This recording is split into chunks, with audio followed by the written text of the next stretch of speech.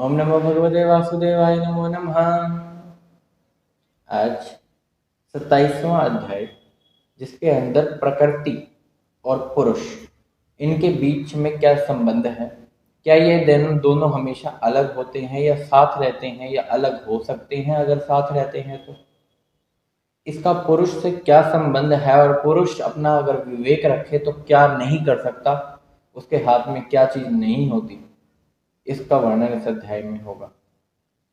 तो अध्याय के शुरुआत में कपिल देव जी देवहूति को कहते हैं कि जैसे एक सूरज का प्रतिबिंब यानी उसकी परछाई या फिर वो पानी में छलक रहा है, तो वह सब देखने पर यह तो नहीं होता कि वो पानी गर्म हो जाए।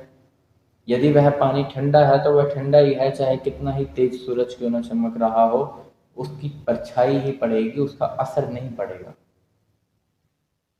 तो इस प्रकार वह बताना चाहते हैं कि सूर्य की परछाई होने से और यह शरीर में आत्मा होने से आत्मा को कोई फर्क नहीं पड़ता। वैसे ही उस पानी को हिलाया जाए तो उसकी परछाई के ऊपर, प्रतिबिंब के ऊपर इफेक्ट पड़ेगा, लेकिन सूरज के ऊपर तो कोई इफेक्ट नहीं पड़ेगा। ऐसे ही मनुष्य होता है और उसकी आत्मा होती है। यह आत्मा इस शरीर से बिल्कुल साथ भी है और इससे बिल्कुल अलग भी है। शरीर को जो सुख और दुख भोगने पड़ते हैं, इसका आत्मा से किसी प्रकार से कोई संबंध नहीं है, लेकिन जो सुख और दुख हमें भोगने पड़ते हैं यह कर्मों के अनुसार होता है, जब तक हमारे पास अज्ञान होता है। अज्ञान ने तुम्हें जब तक वश में कर रखा है तब तक हम संसार चक्र में भटकते रहते हैं, और कर्मों के अनुसार ऊंची जाति या नीची जाति या फिर मध्यम, इनके बीच में भटकते रहते हैं। और ऐसे ही यह संसार चक्र चलता रहता है जब तक हमें ज्ञान नहीं होता इस बात का कि इस शरीर से यह आत्मा अलग है, जो सुख दुख है वो इस शरीर के साथ है, ना कि आत्मा के साथ। जैसे कि एक सपना होता है, सपने के अंदर हमें कैसा ही सपना क्यों ना आया हो, चाहे वो कितना ही डरावना क्यों ना हो, उसमें कितने ही दुख क्यों ना हो, लेकिन कई लोग तो ऐसे होते हैं जो सपने से उठने के बाद सपना ही भूल जाते हैं कि सपना क्या था। तो कहने का मतलब इतना ही है कि सपने से जब हमारी कोई चीज जुड़ी ही नहीं थी, लेकिन उस टाइम हमें सब कुछ सच लग रहा था, सुख दुख लग रहे थे, लेकिन उठते ही फिर तो हमें याद ही नहीं रहा, और जिनको याद भी रहा तो उनसे फिर मतलब ही क्या, फिर वो एक दो दिन के अंदर अपना सपना भूल जाते हैं। तो ऐसे ही यह शरीर है, इस शरीर से यह आत्मा बाहर निकलेगी और एक सपना टूट गया ऐसा ही लगेगा।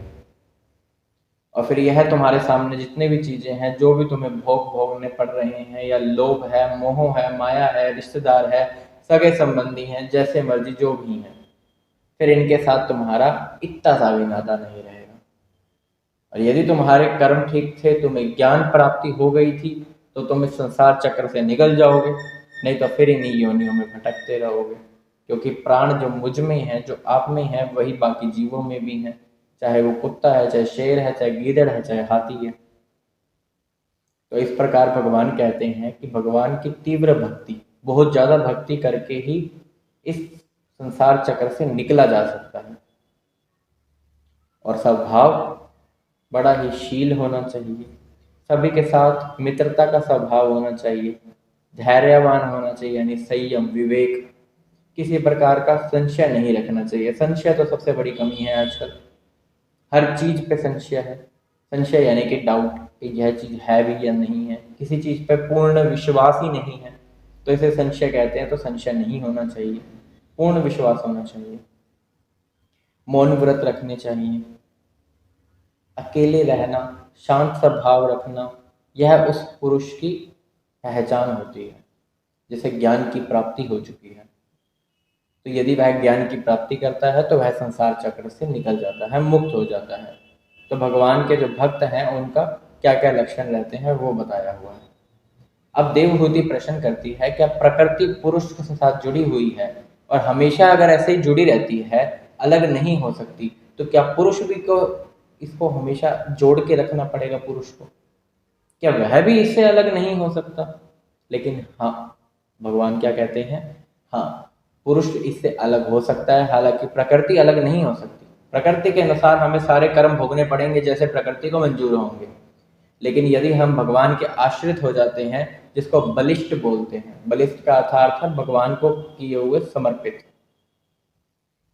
तो यदि हम बलिष्ठ हो जाते हैं तो हमें फिर प्रकृति के हिसाब से नहीं चलना पड़ता, वह पुरुष प्रकृति से ही परे हो जाता है, अलग हो जाता है, फिर वह भगवान के आश्रित हो जाता है और उसे कोई दुख, कष्ट, अनर्थ यह सब नहीं देखने पड़ते, न भोगने पड़ते।